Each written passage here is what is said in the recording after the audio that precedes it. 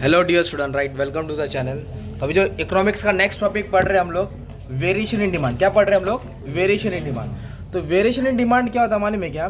कि डिमांड में क्या आ रहा है? चेंजेस आ रहा है। क्या आ रहा है? डिमांड में चेंजेस आ रहा है, not because of price but due to other factor. तो ये वापस से, तो variation in demand is due to change in price. तो वेरिएशन किसके कारण होता है? डिमांड के प्राइस के कारण। किसके कारण होता है? प्राइस। तो डिमांड के इतने सारे फैक्टर है ना, इनकम, क्वालिटी, इसको नहीं।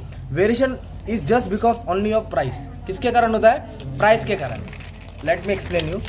तो वेरिएशन दो टाइप का है, एक एक्सपेंशन है और एक कॉन्ट्रैक्शन है।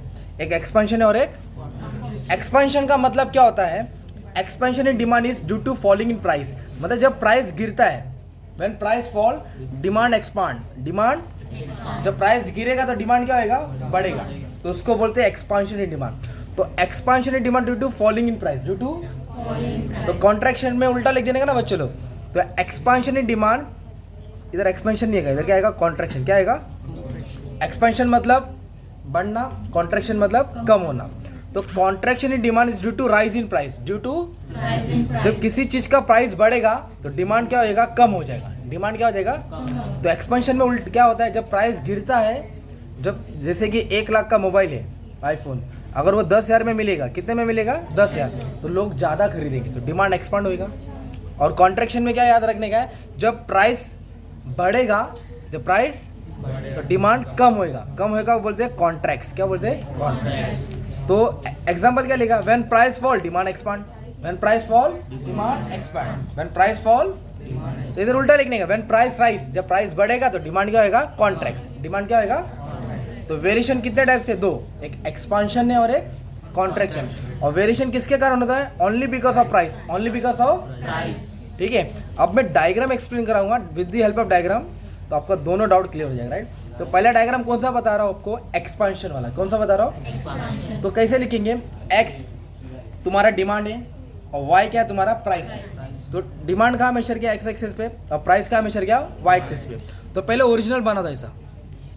तो O P is the price, O P is the, O Q is the demand. मतलब इतने प्राइस में इतना डिमांड किया, इतने प्राइस में इतना क्या किया? डिमांड किया। हम लोग क्या पढ़ रहे हैं? एक्सपांशन। क्या पढ़ रहे हैं? एक्सपांशन। तो इधर प्राइस को कम करना है। प्राइस को क्या करना है? कम।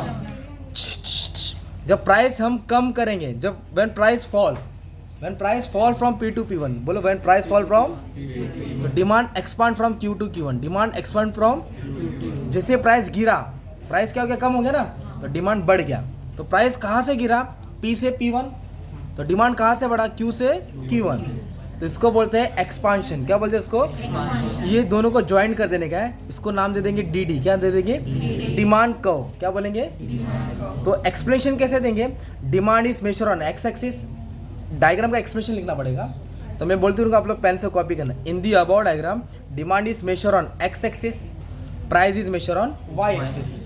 DD is demand curve. DD is when price fall from P to P1. When price fall from demand rise from Q to, which is known as expansion in demand. उसको क्या बोलते हैं? expansion in demand. अभी मैं contraction in demand का diagram बनाऊंगा तो ये भी डाउट क्लियर हो जाएगा, ये भी डाउट क्लियर हो जाएगा।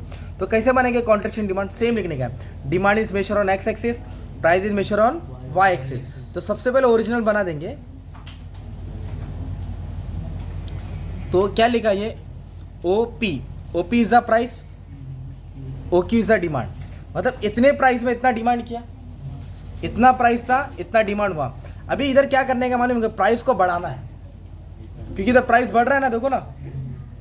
जब प्राइस बढ़ेगा तो ऊपर जाएगा, प्राइस बढ़ेगा तो कहाँ जाएगा? ऊपर। और डिमांड किधर आ जाएगा? अंदर आ जाएगा। डिमांड किधर आ जाएगा? अंदर। तो P से P1 प्राइस बढ़ गया, then price rise from P to P1, तो डिमांड किधर आ गया? अंदर आ गया। Q से Q1, डिमांड किधर आ गया? अंदर आ गया। तो ये तुम्हारा DD कर्व है, फ्लैटर हो जाएगा, राइट। तो डिमांड कर्व किधर शिफ्ट हुआ? अंदर शिफ्ट हो गया ना एक तरफ से। तो इधर क्या होता है? डिमांड एक्सपांड हुआ, मतलब बढ़ गया। इधर डिमांड क्या हो गया? कम हो गया। उसको बोलते हैं कॉन्ट्रैक्शन। क्या बोलते हैं इसको? फिर इसका एक्सप्लेनेशन देना पड़ेगा आपको। तो एक्सप्लेनेशन कैसे देंगे? Demand is measure on x axis, price is measure on y axis, DD is demand curve, DD is, इधर लिखेंगे when price rise from P to P1, when price, rise मतलब बढ़ गया ना, व्हेन राइस नूडल्स वाला नहीं रहे, rice, when price rise from P to P1, demand fall from Q to Q1, demand fall from which is known as contraction in demand, this is known as contraction in demand. इधर क्या हो रहा था, price कम हुआ तो demand बढ़ा, price बढ़ा तो डिमांड कम हुआ। तो एक आंसर अच्छा खासा एक्सप्लेन करा दिया है। तो आंसर शॉर्ट नोट्स में भी आएगा ना, वेरिएशन डिमांड, तो एक्सपांशन कॉन्ट्रैक्शन के बारे में डालने का है, या फिर डिस्टिंग्विश के पॉइंट में भी आ जाएगा, तो मीनिंग लिख के तुमको डायग्राम एक्सप्लेन कराना पड़ेगा, ठीक है। और भी मैंने एक्सप्लेन करा दिया, you can check in the playlist. Thank you very much.